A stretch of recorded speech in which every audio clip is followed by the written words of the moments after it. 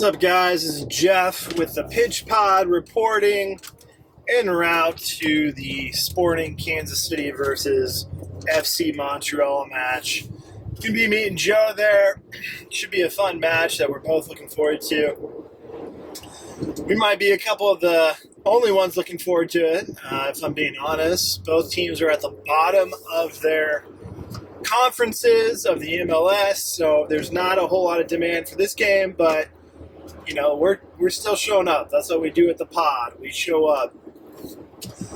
Real quick, before the game, I want to give you guys our predictions. Joe agrees with the majority of people. He even said Sporting Kansas City is going to win this at a 2-1 score. All right, that's pretty fair. Sporting has a huge likelihood of winning this when I last checked the statistics. But I'm going to go in a different route. I don't think Sporting's proved themselves yet. I know they beat Tulsa last week, and I know they have some players back that were injured, but I'm not confident yet in their ability to win this game. So I'm going to go 1-1. It's going to be a draw. Sporting Montreal.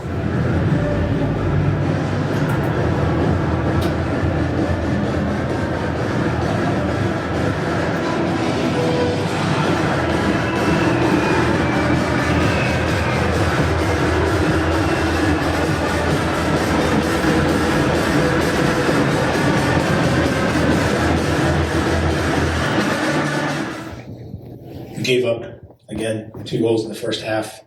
I don't think we created enough quality chances in the game. And I just don't think that we are sharp enough. The different players that are out there at the moment. And, look, I understand. That's not good enough. Responsibilities on me. So I get it. And then just overall, you talked about the not creating great chances. I think the most dangerous chances on the night came from outside the area, 2 of those shots.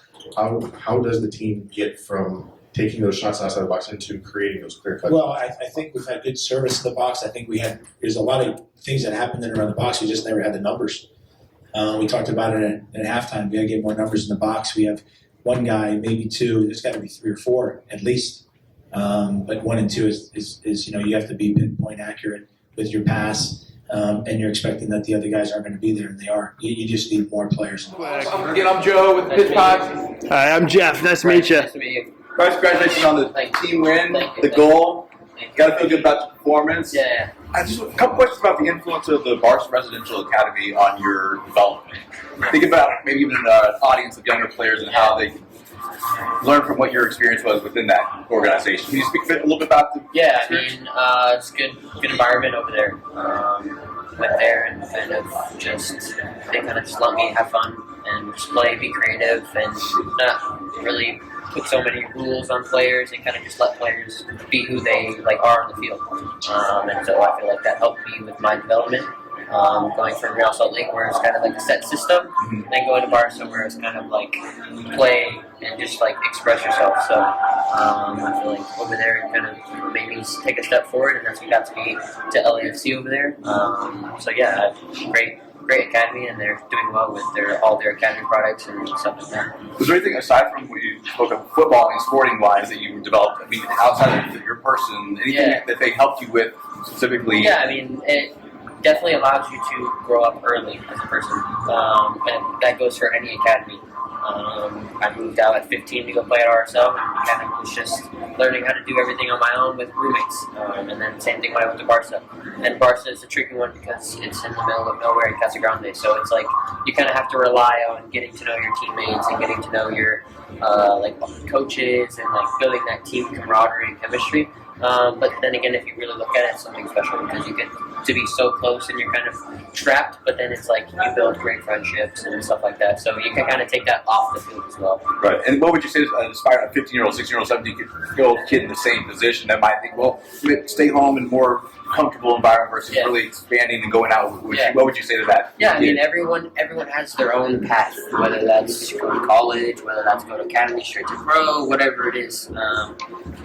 You either stay within your range of comfortability or you take take a step out and be a little uncomfortable. So for me, I felt like I needed to be uncomfortable. I needed to be away from home. I needed to just kind of fully surround myself with that soccer environment. But for me, it just depends on the person. But if you are willing to take that step and being a little bit uncomfortable, then I say 100% go for it. Gotcha. Now, more specific to your performance tonight's game, what are you going to take from tonight's game performance as you go on through the season? Anything specific? Yeah, I mean, a goal. So hopefully more to come. And then hopefully rack up some assists.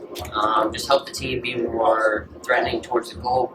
But overall performance, I feel like I played okay. I got a goal, so which is good. But just overall need to be more dangerous, more effective for the full 90. Do you feel like the system that you're playing with allows you that freedom to play in that role? Yeah, exactly. It's not where back when I was in Miami, I was playing more defensive role. So now I've come here, play more in attacking role, and they allow me to have that freedom and creativity and kind of just express myself. And you enjoy it. Yeah, of course. It shows up on the pitch and it shows up in the results. Having fun for me is the most important thing. So. All right, we just got out of the match. Sporting Kansas City unfortunately lost this game 2-0 to Montreal.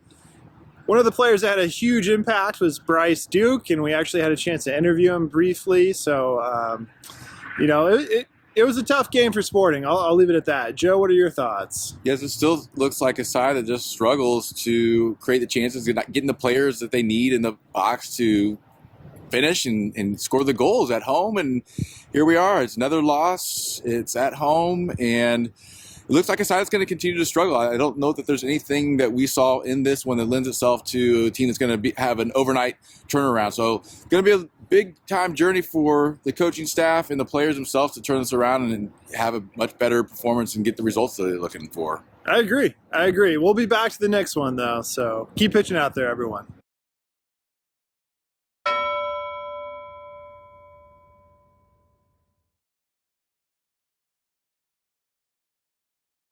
In a game, the round ball, round posts, anything can happen.